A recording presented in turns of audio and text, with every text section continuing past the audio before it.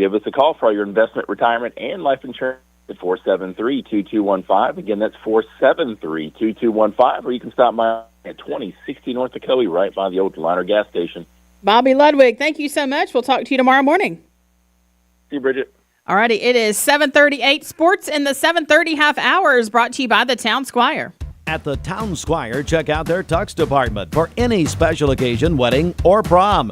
With the latest styles and colors. Your complete men's store from head to toe, t-shirts to tuxedos. The Town Squire, Stewart Park Plaza, Key Street, Cleveland.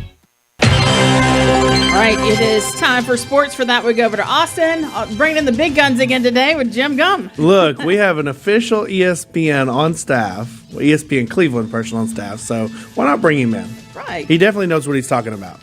Well, that's debatable. Better than me. By far better than me. From the CHI Memorial Sports Desk, CHI Memorial says, hello, human kindness. This is your sports report for Wednesday, July the 16th, courtesy of our sister station, ESPN Cleveland 101.3. Jim Gum joins us from ESPN Cleveland 101.3. The National League won the 2025 MLB All-Star game 7-6, officially at 6-6 tied, with the first ever swing off with Kyle Schwarber going 3 for 3 and earning MVP honors. The game featured a blown 6-0 National League lead, dramatic rallies, as dramatic as you can be in this game, new ball strike challenge rules, and as far as the robot thing, and a Hank Aaron tribute. So it was definitely an interesting night. So we'll talk about this real quick. The first ever swing off. This was like a new thing that was implemented a few years ago. Right back, at least 10 years ago, there was a tie in Milwaukee, which was, nobody likes a tie. So they came up with this new way. How do we fix a tie? Well, we'll have a swing off. Well, this is the first time they've ever had to use it. So it happened last night down in Atlanta. And like I said, Kyle Schwarber, he just absolutely just crushed them.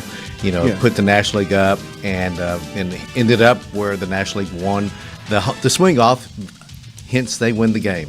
So basically, if you can't finish the All-Star game, let's just have another home run derby. That's exactly what it was. Pretty much it. That's exactly what it was. That's pretty much it, right? Yep. Okay, so now we move to SEC Media Days. Tennessee's coach Josh Heupel addressed Nico Imaliava's exit at SEC Media Days, emphasizing a resilient next man up quarterback mindset with Joey Aguilar. Let me see if I can say these names. Jake Merklinger and George McIntyre all vying for the starting role. Players echoed this confidence, highlighting strong team unity and readiness as Tennessee prepares for fall camp. So basically, once again, Tennessee doesn't really have a quarterback. Well, they're having a competition. They're having listen, here's the thing. Joey Aguilar was not there during spring, so we don't know what he can and can't do. And obviously, Merklinger and McIntyre, they weren't getting first-team reps. So it's going to be open competition, which that's what you want. May the best man win. We don't know who it's going to be, but either way, Tennessee's going to have to find the guy, and we'll just see how it all transpires. If memory serves me correctly, Josh Heupel loves this. Like, he loves the competition style for the quarterback. Like, I think he does this every year. Well, I mean, if Nico was still there, he would be the incumbent, and he probably would get he'd be the starter. But you've got to play well.